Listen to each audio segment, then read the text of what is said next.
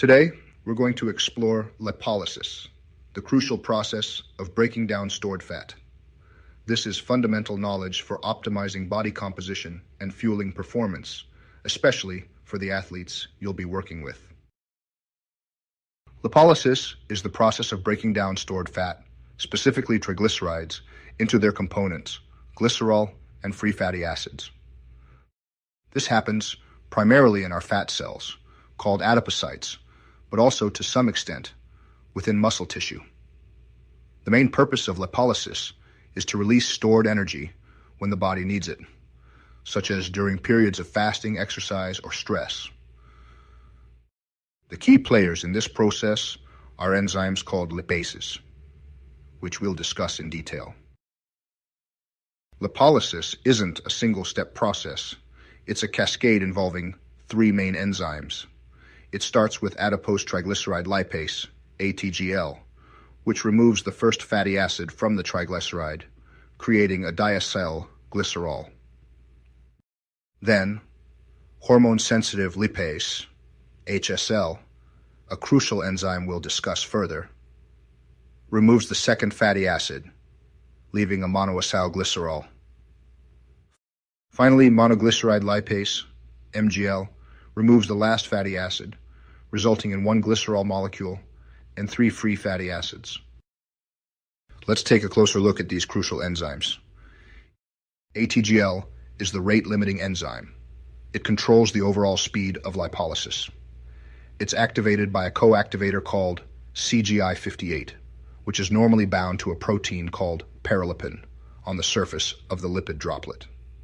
G0S2 and FSP27 are inhibitors of ATGL. Hormone-sensitive lipase, HSL, is, as its name suggests, highly sensitive to hormonal signals, which we'll cover shortly. MGL finishes the job, breaking down the remaining monoglycerides. Insulin is a powerful inhibitor of lipolysis. It's released by the pancreas when blood glucose levels are high, typically after a meal. Insulin's primary role is to promote glucose uptake by cells and to store energy. It inhibits lipolysis and promotes fat storage.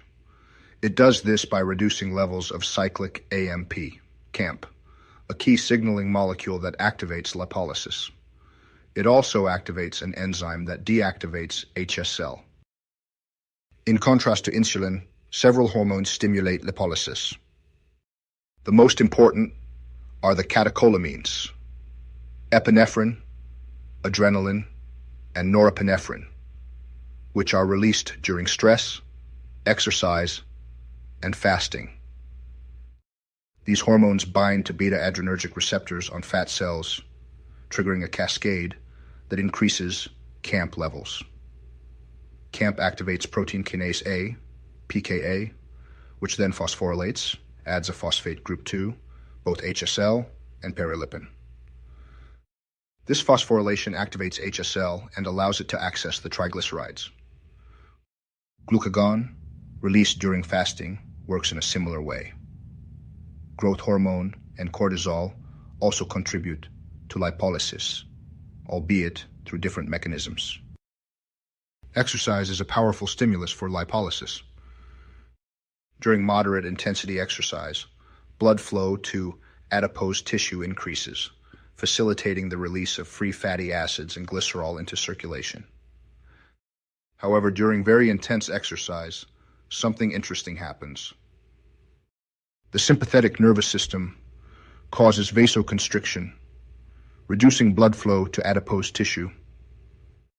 This, combined with the buildup of lactate, can actually limit the release of FFAs and even promote their reincorporation back into triglycerides. Endurance exercise is the key to improve fat oxidation. Once released from adipose tissue, free fatty acids are transported in the bloodstream, bound to albumin, to tissues that need energy, like muscle cells.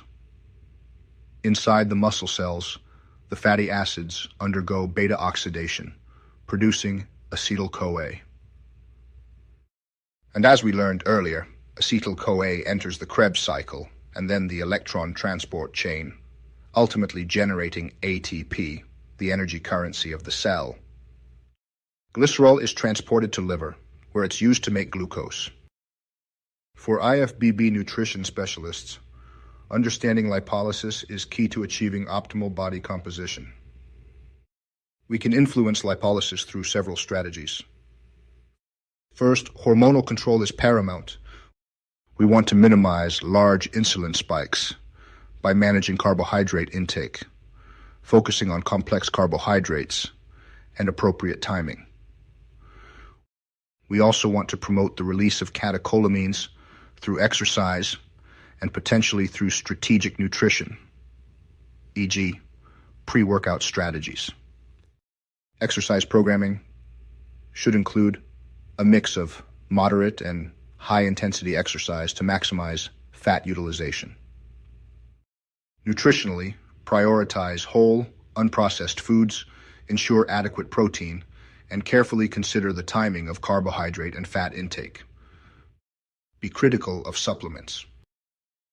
Dysregulation of lipolysis, either too much or too little, can have serious health consequences. In obesity, we often see a paradoxical situation: elevated basal lipolysis due to chronic inflammation, but impaired hormone-stimulated lipolysis due to reduced sensitivity to catecholamines.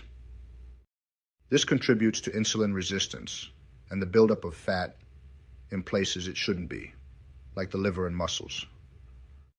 Lipodystrophies are a group of disorders characterized by abnormal fat distribution, and they can involve either excessive or insufficient lipolysis, often leading to severe metabolic problems. Excessive lipolysis is also seen in cachexia. Thank you for your time and attention. I hope you found this presentation informative. Please feel free to reach out if you have any further questions.